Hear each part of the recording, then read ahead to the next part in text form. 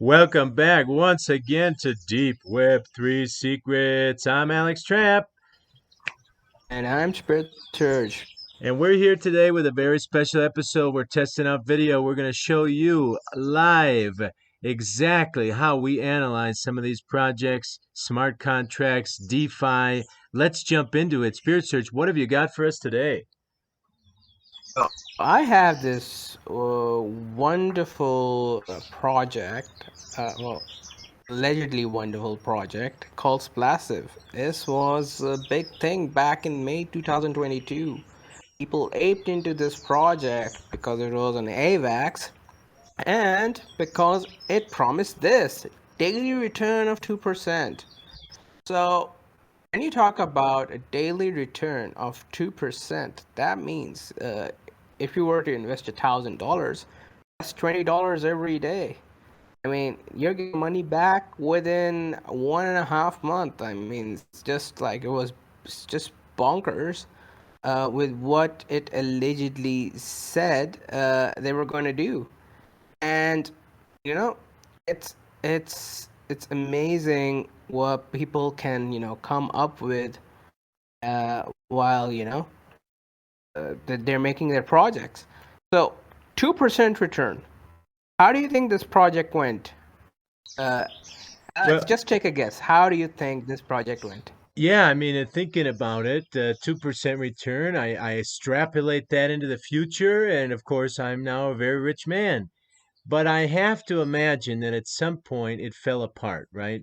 So you can keep these things going for a while if people are compounding.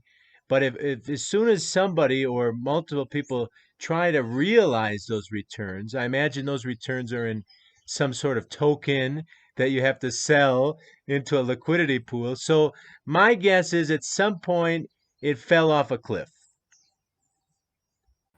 Right. So this is the graph. This is the wonderful graph of the splash token. What this project promised, Oh, right? look at that. When it did start the promise, that $9 was the value of one token when this project started. It had a market cap of 29 million when the project started. Then it got exploited. I put that in inverted commas slash rugged, right? And here we are after almost 1 year. Now has a market cap of $2.98 thousand, and this is on Avalanche. There are 6,161, but none of these people are compounding. Maybe one or two. There's only 194,621 transactions to date. To date, after 10 months, there's only 194,000 transactions. So So something like this web $20 million has been turned into $3,000.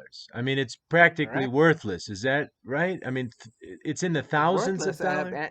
Oh, gosh. Because here's the thing: the problem with this project was you invest once and then that money is lost, and then that's how you're basically earning. The premise of this project on delivering was that new people will invest, right? So when you're doing $1,000, your $1,000 are gone. You just get these tokens which you can compound, and then maybe you can get these tokens on a daily basis and turn them back into real money. So that was the premise. But here's the thing: if it becomes a pyramid scheme, which it was, because the whole premise of this being functional was that new money will start coming in. But here's the thing: it's May, and it died 9th May. And then at the end of May, so this project lasted a grand total of 1 month before it started dying, and it took so much money with them. Now, this website, Alex, just have a look at this website. It looks pretty, right? Yeah, in fact, better than I could make. I usually make pretty blocky websites, but it's pretty. Somebody knew JavaScript. Yeah, well, it's made on React, so it's a very good website. And like See, you want the access to the LP, the well, it's there, right? You want to earn, there's ways to earn it. You can play games like rock, paper, scissors, put the splash token on betting, and so there's so much nice stuff here. I mean, if I were to go to their you know, white paper, I mean, just look at this wonderful white paper they made. Right, compound interest up to 2% daily return, sustainable through tax on transactions, full team building referral systems. It's so nice what they have made. I mean, they've like really talked about Einstein and his saying of compound interest is the eighth wonder of the world. He understands its earnest. He who doesn't pays it. Such a nice thing, right? So professional and so uh, you know, look at the roadmap. Everything just looks wonderful. So, what happened when I found this project? I looked at this project and I did what anyone would do when they start this project, and that is, hey, this might be a pump and dump scheme that I can take advantage of. But something in my mind started triggering me, and that was maybe I should look at what this smart contract for this project says. I mean, sure, it like looks amazing in terms of uh you know how it has like performed and how it's doing stuff, but let's be honest here. We have to be practical and look at what is happening on the back end, right? So what I'll do now is I'll go slash financial token, Okay, while you right? dig into that, I want to just mention we talked about Ponzi scheme or pyramid scheme. The general Mm-hmm. idea of that is that future returns depend on new investors coming in. So that's the red Right. flag there. I believe that's how the SEC defines it. There's been a lot of pre crypto, pre internet legislation and work on how exactly you define it. And so that's definitely a red flag. Like, are we depending on new people buying in to come? And then you mentioned pump and dump, which is another term where we're going to get people excited because the price is going up and then use those new people as exit liquidity. These things can be exist at the same time. It can be a Ponzi scheme that also pumps and dumps, or it can be a non Ponzi scheme that can pump and dump the token. So they're two different things. One thing you said that I mean, so true, right? This could be a pump and dump that I could take advantage of. So in the past, there was these high yield interest protocols, and the key, a lot of people that participated there said, well, I can make a lot of money as long as I get out quick, right? So this is risky. Some people do it. I know this is not going to last, but I'll get in, I'll make some money, and I'll get out quick before the dump or before the rug or before the crash, right? That it all falls off a cliff. So there are maybe less secure ways to try and risk a few bucks to make a few bucks.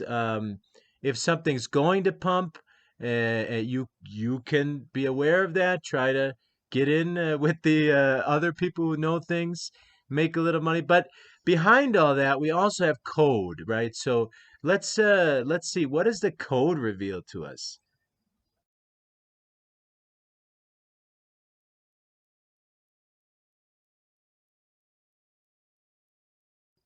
Okay, I'm looking at the smart contract security audit. Rug free coins. Now I'm not hearing you anymore, Spirit Surge. You still there? Apologies. So this Rug Free Coins, this was a company that was established back in 2020. And what they had was they gathered all the top people, the security, smart solidity developers, right? And they got them together, and it was like, hey, how do we prevent scams from happening? And then they had this brilliant idea to let's pool our knowledge, right? And let's start doing audits for these projects.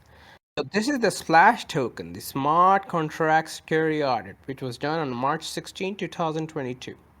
So this information is available to you. It's public information, right? If I were to go on their website, it's here. This in the bottom, it's written here. You click on this, you can get the audit report, right? Some people don't even go down. They just look at the nice things and they just back off. But if you were to look down, you press on this button, you get that particular audit report. So I just want to talk about some things here. Do not get intimidated just because you see a smart rack security audit, right? These are 4 very dense words, right? Each one you could write an essay on. But the thing is this, you don't need to be a programmer or a dev to understand what this security audit report says, right? Now, it's a long thing. It's like 38 pages. Don't worry about it. We're not going to go through all 38 pages. I'm just going to point out the red flags and how things work. So, what is the audit project? Okay, it's a Splash token. What is this? What are the tokens and how their systems work, and what are the addresses? What is the client contact? Blockchain is Avalanche. What is the project website? Okay, so these 4 are normally the things that people look at when they're doing their due diligence. They don't go beyond that. So now there are some disclaimers here, but that's a different thing. I am just going to go through some of the points here, and that is, what is Splash contract, right? 10% tax when buying, selling, and transferring. This is tokenomics. So even if you are not a dev, going through the security audit reports tells you how tokenomic is designed, Okay, which is let very me useful if you want to launch your own project in the future. let me Right? ask a couple questions. Yeah, okay, so we saw what blockchain it's on, and we saw a few other basic things. I think everybody can kind of understand that. Now, tokenomics, this is a new word, right? So this is the economics of a token. Um, and you might even say like the U.S. dollar has its own economics, right? And so that's monetary policy. When it's a fiat currency, the Mhm. central bank decides when to print more, when to ease, or when to tighten. So a tokenomics is basically that for each token. So each token will have a supply, it'll have some inflation, it'll have different things. And so when we talk about that, think about like a central bank. With crypto, every project, if they make a token, they are the central bank. And supposedly they're supposed to put this all into code before they start. So we could kind of read it. So let's figure out with that in mind, let's figure out if there were any red flags in the tokenomics before we even started this project. Just keep in mind, the project started on May and it died in June. This smart contract was done on March 16th, right? So that's 3 months before the actual project actually started. And when I got the note, like when I got information, this is the first thing I looked at. So it talks about, this 2% daily return up to 360% of initial principal amount. It talks about the wealth, which is basically how things work, and AVAX dividends for using the well, which is basically incentive for people to invest into the use this particular LP, change stuff, right? Talk about the shore, aka reservoir, where they're pairing things with wrap BNB, right? Become liquidity providers, right, and earn WBNB rewards. This itself, right, for me, right? I'm looking at this project. I'm looking at an Avalanche project. Why the hell are they talking about BNB? Right? That's a problem for me from the start. This tells me that they haven't really thought this thing very well. I mean, sure, you're trying to tie it to wrap BNB, but why BNB? There's so many other tokens on AVAX, right, that you could tie this up with. Why are you doing it with wrap BNB? So this is like a common sense kind of red flag. The fact that you could tie this to AVAX, but you chose to do it with a wrapped BNB instead of doing it with wrapped Ethereum or anything else. So that is a concern here. Okay, so And they let talk me about the ask about cap. that. When we One thing I've noticed in this space is that because a lot of people publish code, some things are open source, we get a lot of copycats. So the fact that we see B&B in an Avalanche project, could that possibly be because they've copied some or all of this project from another project previous? Perfect. Yes, that's exactly what they've done. There's a project called Drip that is still ongoing. It's on the 2 year mark. Yes, when Drip launched their first version, they open sourced that. It came with exploits, and what these Splassive guys did was they took that open source code and they made their own project on AVAX, so they weren't competitors. They used every single thing. They used a reservoir, the faucet, and they just gave it random names. So in Drip, the reservoir is the same function, but Drip is on Binance Smart Chain. So it makes sense for them to use BNB. It does not make sense for an Avalanche project to use wrap BNB when there are so many tokens on Avalanche that they could use, or if they even want to tie it, they could tie it to wrapped Ethereum. So this is just really strange. Um, One of the things I really want to talk about. So if you were to take it from the project Drip gives 1% daily return. What these guys did was just to make it more attractive, they changed the code and they just put 2% into it. Now, this this is just absolutely strange the way they've tried to do this. But I understand because this was like the low hanging fruit. No one took Drip open source and then changed it to their own project. So this was a chance for them, and they did that. The buddy system, everything, they just copied it. But now I want to talk about something interesting here. For every project, there's a target market and a concept, right? And this is extremely important for a person who's looking into projects for investment purposes. Now let's look at the target market. Anyone who's interested in the crypto space with long-term investment plans. This, to me, is a massive red flag.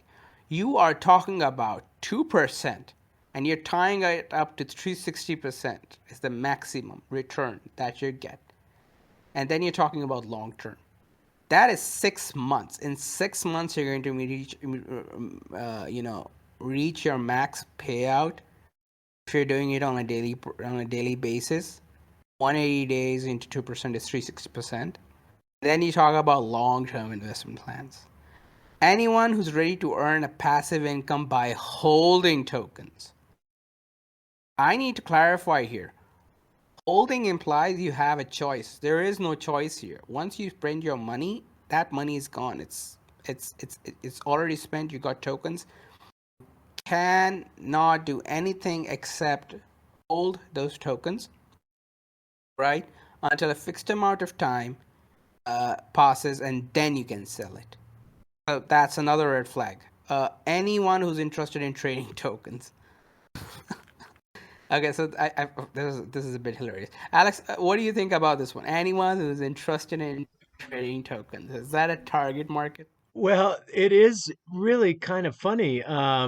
So it's kind of counterintuitive, these red flags. I'm really kind of impressed by this because let's start at the top. So anyone who has a long-term investment interests, anyone who wants to hold, this kind of sounds good, right? It's very marketing, but like you said, this is a high interest, high yield scheme. So it almost seems like they're advertising for people that they can rug.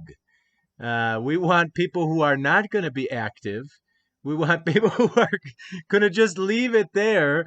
Um, and so now trading tokens, it's a tough thing. I personally, I live in Colombia, and when the bull market's on, everybody's a trader. Trading is not just with crypto. You could trade in forex. You could trade gold and silver and currencies. And I tend to think, and history has kind of proven this. Only when markets are up is everybody a trader. Right now, nobody's a trader. Nobody wants to trade. It's it's easy to trade rising markets. It's difficult to trade markets that are descending or dwindling. Um, so it almost seems like what they're advertising, this is my impression, that they are reaching out for people with some buzzwords, but they're reaching out for people without experience, right? I mean, they're looking for people that have no idea what they're doing. Is that how I'm understanding this? They're they're banking on people to be greedy. They want greedy people. People come in looking for a shortcut to earn fast money. And we all know what happens when people talk about shortcuts. You and I know shortcuts don't exist.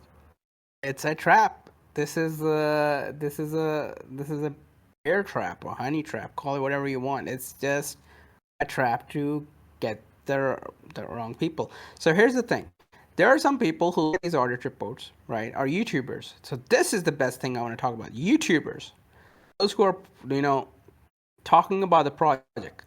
What they will do is they'll talk about all of these nice things until this page, page 11, the YouTube video is over. They never go beyond. So let's go beyond. Let's see what's in the depth because those YouTubers, they don't know what's happening. So look at this. Potential to grow with score points, project efficiency, uniqueness, information quality, all 10 out of 10, 10 out of 10, 10 out of 10, right? Looks really nice. It's just perfect. I mean, all of this is just amazing. That's where the YouTube video finishes. Let's talk about the Slash token contract. Yeah, I mean Token supply 1 million. that's nearly a perfect Go ahead. score, right? That's nearly a perfect score. 9.75 out of 10. I mean, wow, they got a they passed the test, right? Yeah, but they're talking about potential. They're scoring potential, the potential of this project, which is correct. This project has a lot of potential, right? When you're talking about potential of the project, every project based on ideas is a good one. 2% per day is a very good return. The way they're like using the tax system is very good. Having more people come into the provide liquidity and giving them rewards is very good. It has a lot of potential. But let's go down and see what went wrong. What's gone wrong? So vault address, top token holders. So here is where the problem starts. Top 10 token holders. The top 10 holders collectively own 98.46% of the Splash token.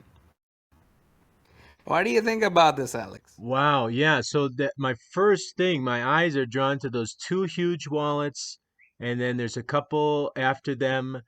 98% owned by the top 10 wallets. That is terrible distribution. So Look distribution at refers to how many different people or wallets hold the tokens. It's not impossible to spoof this, right? So generally on most of these chains, creating a wallet is free. So one person could have multiple wallets. But the fact that they're advertising this with my gosh, look at that. And even the top four wallets looks like 96%. There's no look at this in the corner. distribution. Look at Okay. this in the corner. Total token holders 4,002. Wow. So and so what is the problem with this? Um, the issue with liquidity is when you reduce the circulating supply to a very small number. This happened with FTX as well. They mentioned with the FTX token. You can trade a very small amount of the liquidity and make the price move basically wherever you want it. Um, when things are more distributed, more actors are in the market. The free market acts the way it should, right? So if it gets too high, certain participants will say, "Hey, that's high. I'm going to sell." If it gets too low, people can buy in.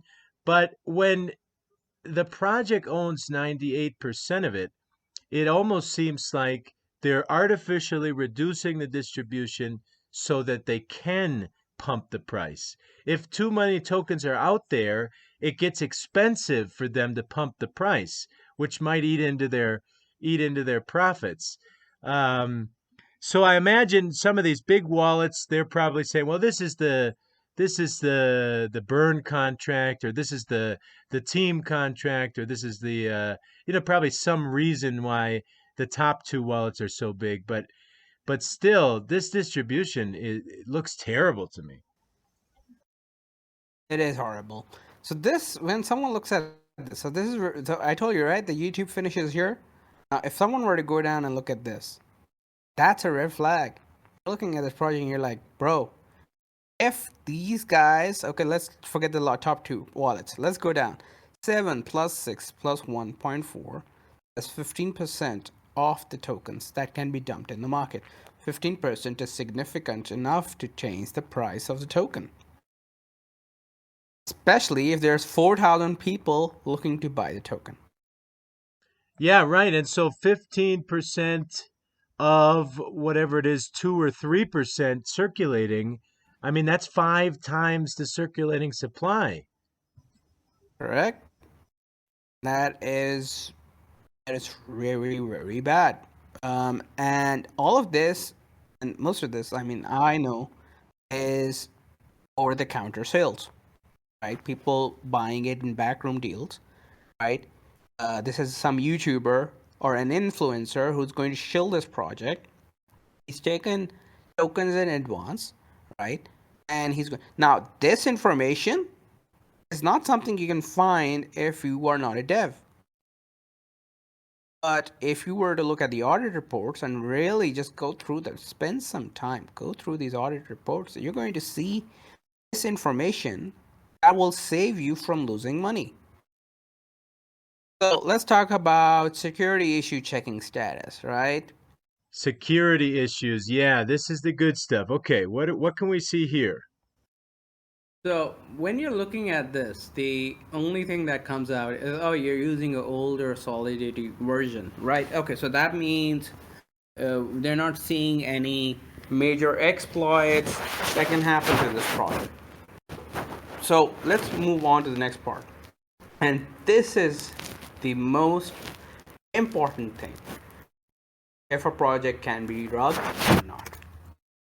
All projects that launch, obviously, when you talk about smart contracts, you're talking about a trustless system where you don't have to worry about the temptation of the owner of the project, right? So that if he gets like tempted, he can rug the project whenever he wants. So this will basically point out and tell you what the owner is capable of, right? So here's the number one. The owner can add whitelist wallets.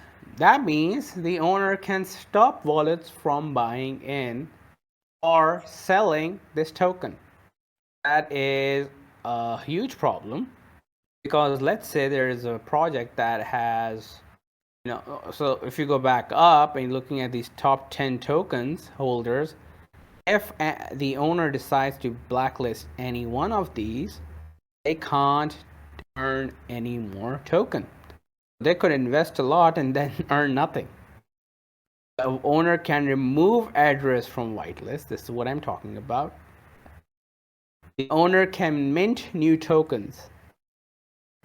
The owner can add custom tax rate to each wallet, meaning some wallets can pay more than other wallets.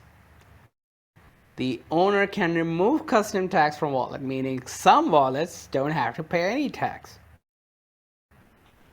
So, Alex, when you're looking at this, what are you seeing? Okay, so generally, I like to see that every wallet is treated the same. So I get that in certain wallets with smart contracts, the smart contract address, or maybe the team wallet won't earn interest. I get that.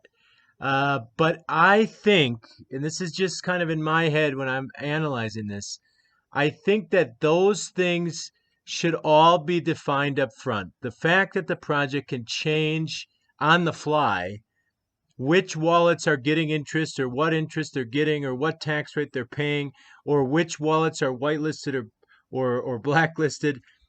I think that's completely unacceptable. I mean, uh, a special wallet address should be defined from the beginning. I think that's one thing that probably shouldn't change, right? I mean, would you say, am I on the right track here? This is completely unacceptable behavior.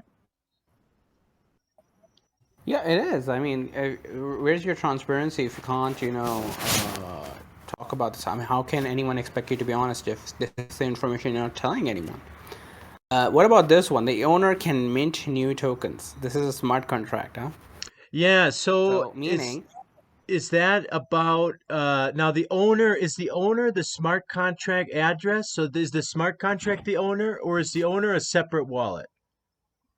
the owner is a separate wallet, not the smart contract. So okay, because I get the fact that a smart contract needs to be able to mint new tokens, but if the owner can also mint new tokens, basically this is saying these are the tokenomics we think, but we could change anything at any time. That's what I'm getting from this.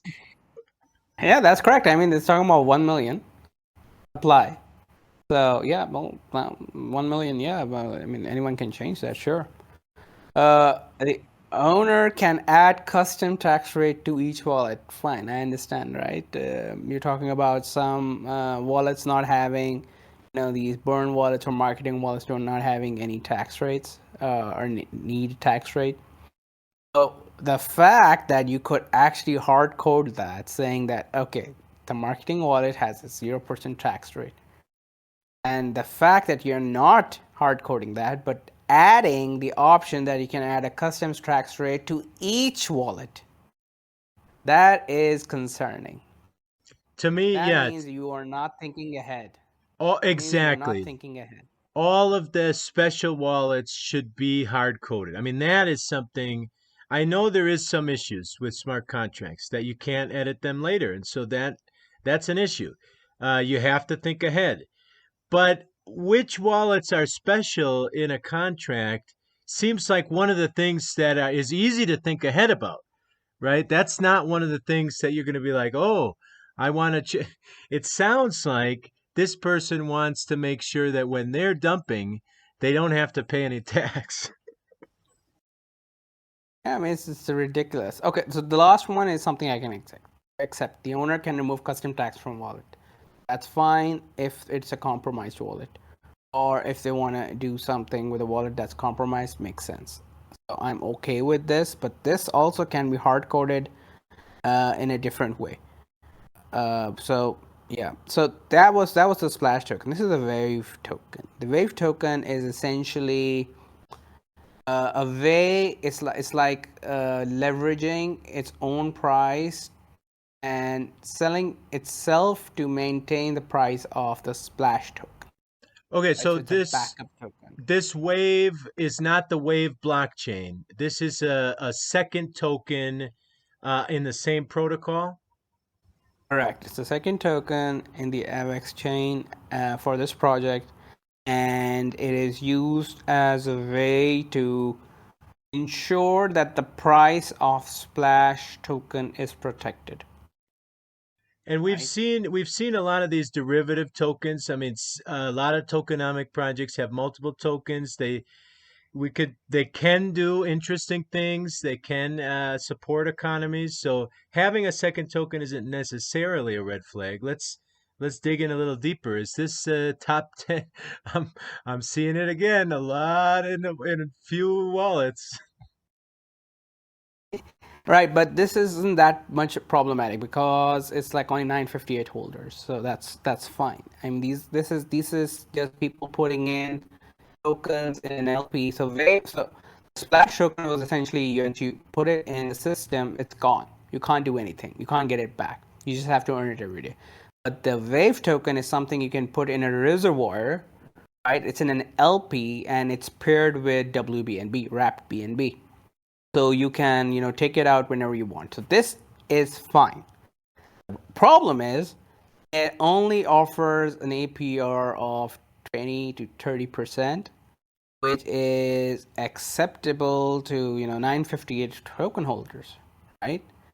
Because they say, hey, you know what, I'm putting this money here, I can take it out whenever I want. Sure, there's impermanent loss, but that's fine.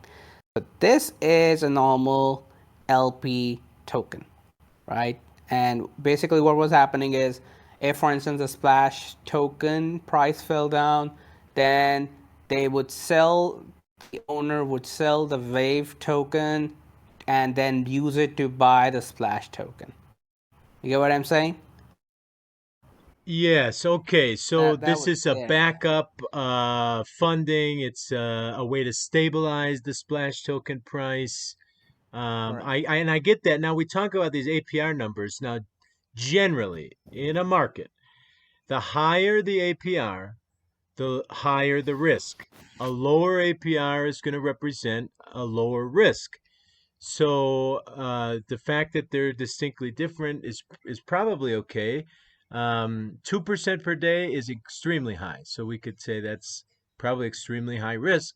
20 to 30%, maybe we could say that that's good APR compared to like putting your money in a bank account. But maybe this token has less risk. Would you say is that the case? This holding Wave is less risky than Splash? Correct. It is. If they only went through down this route, perhaps Splash wouldn't have rugged, but they didn't. They wanted people. They banked on the fact that people will get greedy. That 2%, right? So that 2% is what, like, if you were to break it down in APR or APY, that's 3,000. If you're looking at APY, that means you're compounding every day. That's 3,600% APY. That's crazy. That's crazy. Just think about that money. 3,600%. Right? That's on 1%. So if you're doing it on 2%, that's 7,200% APY. Meaning, if you were to invest $1 and you were to compound it every day for 1 year, you will get $7,200 by the end of the year. That is crazy greed. That is crazy greed. That means if you're investing $1,000, you're gonna get $72,000 by the end of the year. This was the Splash token, right? And you compare that with Wave, which is you spend $1,000, by the end of the year, you're gonna get 2,200, $200, $300, right? So you're gonna get this really low value compared to what Splash was offering. So again, let's look at owner privileges. The owner can add or update buddies. Now, this is what's the selling point of this project, the buddy system contract. So how does a pyramid scheme work? When you say something is a pyramid scheme, what defines it? An onboarding system. And this project said, hey, you get more people on this project, and whatever investment they do, you get a portion of it. So if you're getting someone in, you get 3 people in, all of them are investing $1,000 each, you get 10% from each of them. That's $300 worth of Splash token in your tap or well or whatever they called it, right? Where you're going to the faucet, where you're going to compound it. So this then created a system where users were making crazy videos talking about how amazing this project is. you spend $1,000 and you're gonna get $72,000 at the end of the year, and all of that nice, marketing stuff. So, and then this is the liquidity token, the drops. This is the in the liquidity exchange. They were using this drops, a third token, to buy and sell splash tokens within the contract. Okay, let me So jump in here about referral. Now, I don't want to be sour grapes.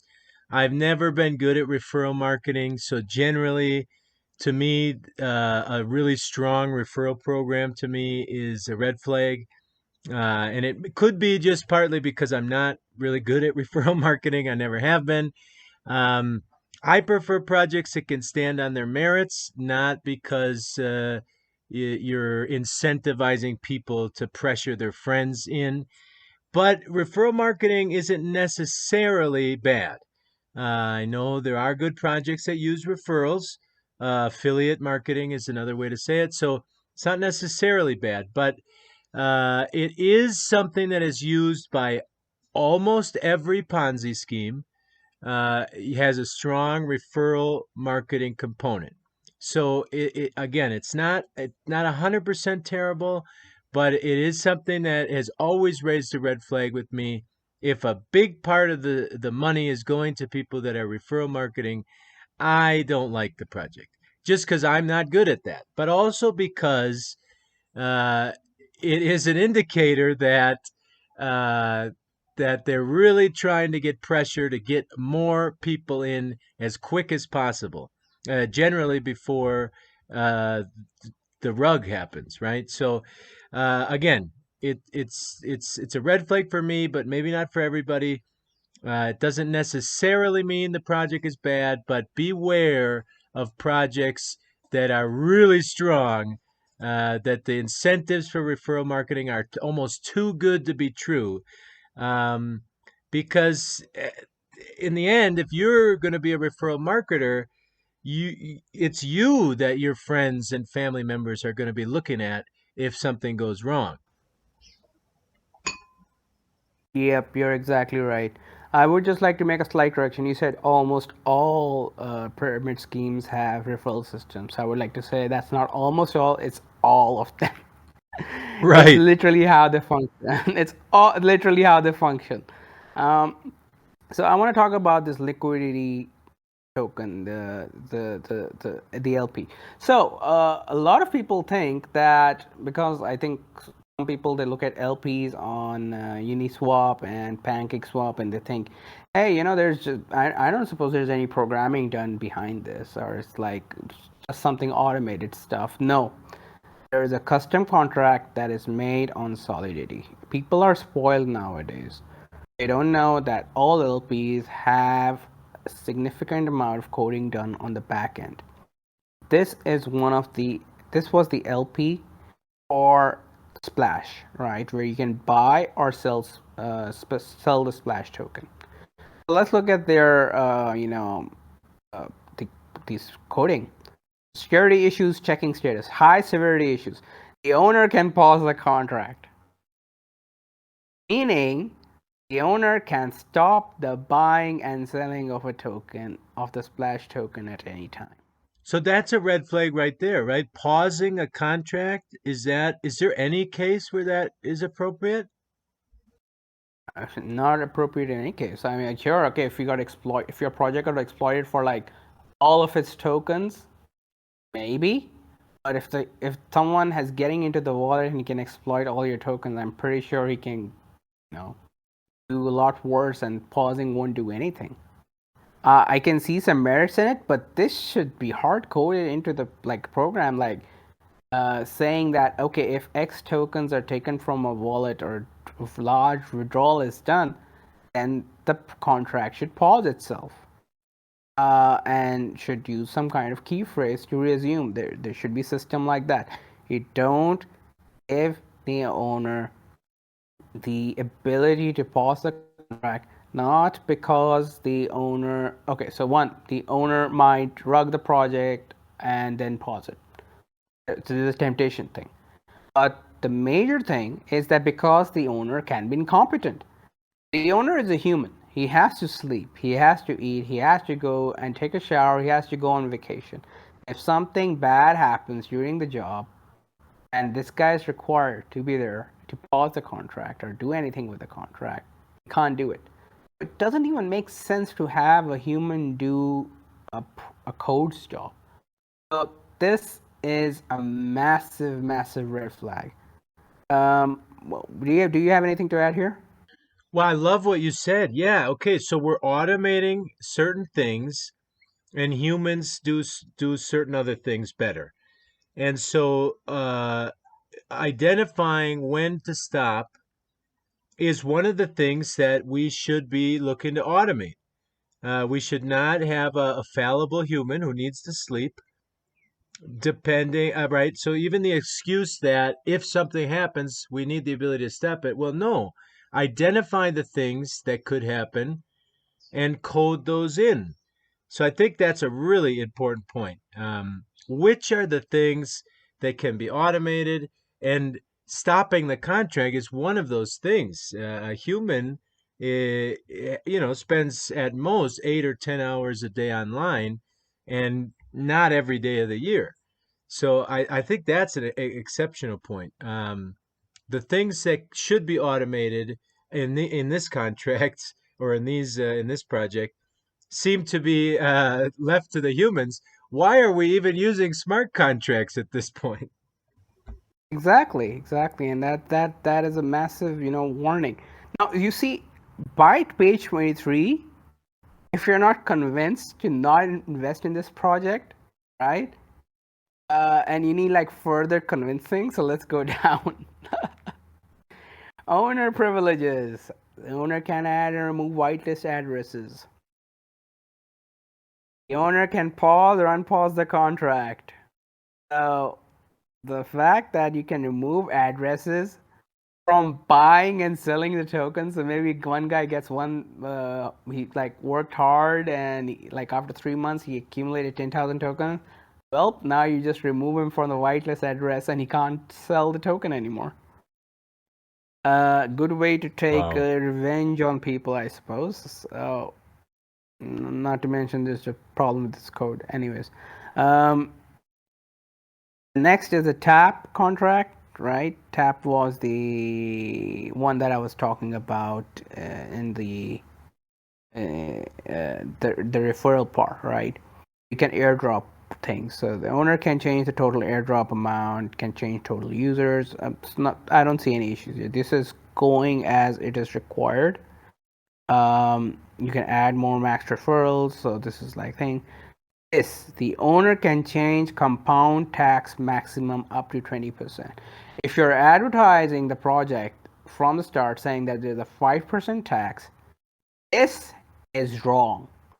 If you're advertising this and you're saying it will never change, in code you can set it up to 20%, that is a massive problem.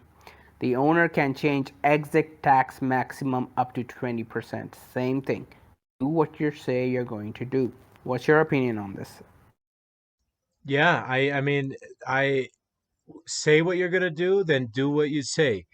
I mean, it does seem now. I'm starting to get the impression that whatever happened to this project was planned from the beginning. When we look, as we're looking into this, I mean, is that your opinion as well? Like, they never planned for this to be a successful long-term project.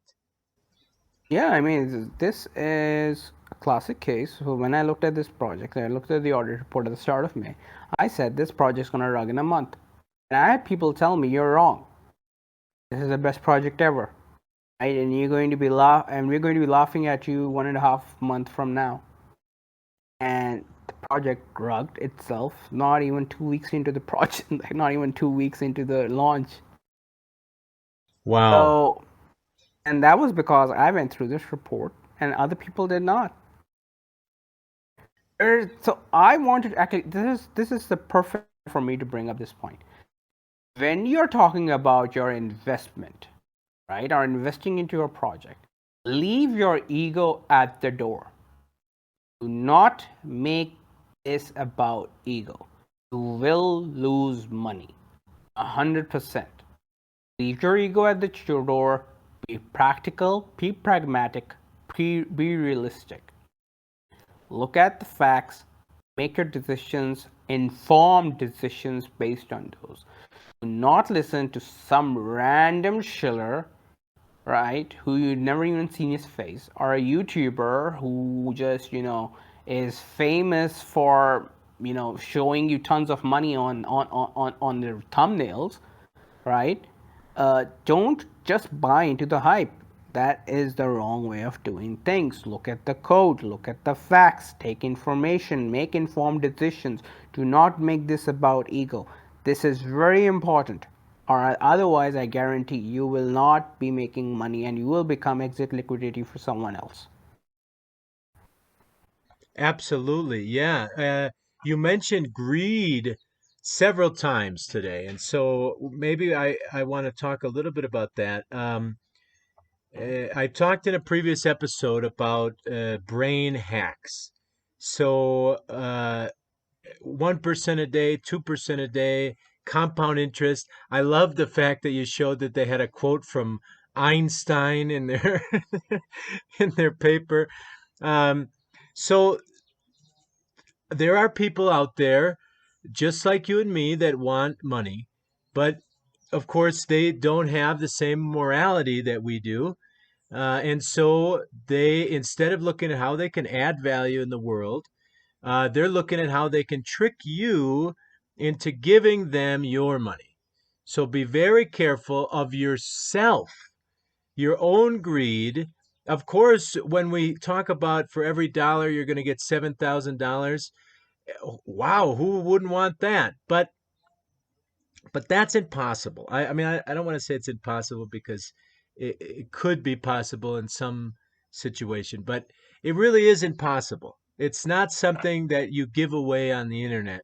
If it were possible, they wouldn't be telling anybody about it. If they found a way to do that, they would do it. And so the way that this works is they trick us into giving them money, and maybe they do make $7,000 for every $1, but we don't. And so be very careful of your own brain when you hear marketing. With the internet, I think we're all getting better at this. I read something recently that people don't even look at ads on the internet anymore. They're very skilled at when their eyes move around, they don't even look at the ads. They recognize that they're ads and they don't even see them. So our brains are evolving slowly to this new world. But the marketers, the shillers, the scammers, they're getting even more ridiculous. Now it's not 1% a month; it's 1% a day. This is 2% a day. I wouldn't be surprised in the future to see 3 or 4 or 5% a day. It's getting less effective, but it's still effective, and they're because they're using it. I must assume it's effective. Somebody put $20 million into this project. So be very careful. Don't trust your brain. Leave your ego at the door. I love that. Try to analyze these things logically. I don't necessarily believe that everything in life is zero sum. There is such a thing as an expanding pie, but that expanding pie comes from the proper application of new technology to create value. When we're just pushing money around between ourselves, it is zero sum. And so a project like this is zero sum. The money that we put in becomes exit liquidity for somebody. And these people, if they make money, it represents a loss for their investors. Um, One way, we talked about this in the last episode about doxing or revealing who you are. In these trustless ecosystems, reputation almost becomes more important. And I'm not talking about the kind of reputation that comes with having 1 million followers on YouTube. I'm talking about the reputation that comes from delivering projects or ideas or proposals over time with your real name and your real face And when you make a mistake, saying, "Hey, this is the mistake that happened. Here's why we didn't understand it. Here's what we understand now." Um, I'm imagining now, and you'll tell me if I'm wrong. Were any of the people that coded this project, were any of them using their real names? Were any of them familiar before? Or was this only marketed based on these fantastic numbers? So this project was made by someone in Brown Man, and he was well known in the market for having for being like a person with integrity. He was someone who would go into Twitter spaces and make logical and rational arguments, right? And so when this project was announced, everyone went nuts because this guy had a really good rep. You know, he's been in the space for a long time. What's the lesson here? The lesson here is uh, it doesn't matter if you have in if you're looking at this person, right, and he is fully virtuous, right, and he's Mother Teresa in disguise, in her full form. Money creates temptation. Temptation creates eliminates virtuousness, right? People are going to get pulled and pushed apart, and they will go down the wrong path if the temptation is strong enough. This person now has a horrible reputation. Any project that he ever announces will never be, you know, part of uh, the any project. He can't do any more projects anymore. His rep is dead. So his rep allowed him to make money from this project. Of course, now he's just shifting blame, saying it's this person's fault, that Dev did it, I didn't do anything. No one knows what the true story is, right? But looking at this audit result, I've realized the only thing you need to trust is the code, right? You don't trust the person, trust the code, right? You trust the roadmap, you trust the delivery of these people. Don't trust the person, trust and see if he's doing what he's saying he's going to do, right? That is the only thing. If, let's say, he is making excuses, right? Are they logical? Are they rational? Is this a delay tactic, right? Does what he's saying making sense? Make your decision, an informed decision, and then decide you're going to invest in the project or not.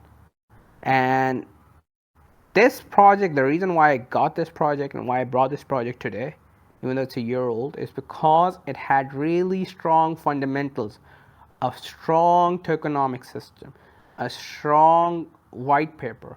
The person running this project had good integrity, but the project didn't even last a month. And that is, a major thing. So let's talk about the audit conclusion. The smart contract functional status passed. Number of risk issues 2. Solidity code, functional issue levels, low severity. Centralization risk correlated to the active owner high. This means this is an utter red flag. I don't care about what garbage you've written here. This is centralized project, and now the owner has 21 privileges. This is a trap. Anyone who invests in this project will get drugged if the liquidity is high enough, because temptation will come. I hope by me going through this report page by page has made you more aware about the risks that come with the project and what to look for before investing in a project. Fantastic. Alex, Yeah. Spirit Church, thank you so much. So, just a few final points. So, in this case, reputation was not enough. You needed to have read the audit report. You needed to have done some of your own research or worked with your friends, worked with people you know to do your own research here. The presentation was beautiful. The website was pretty, prettier than some of the things that I've worked on. But in the end, I think you've shown me, and you've shown all of us that these red flags were pretty clear, and this audit report was linked on the website from the beginning. So I think this was fantastic. Thank you, due diligence, and we will be back next week with another episode of Deep Web 3 Secrets.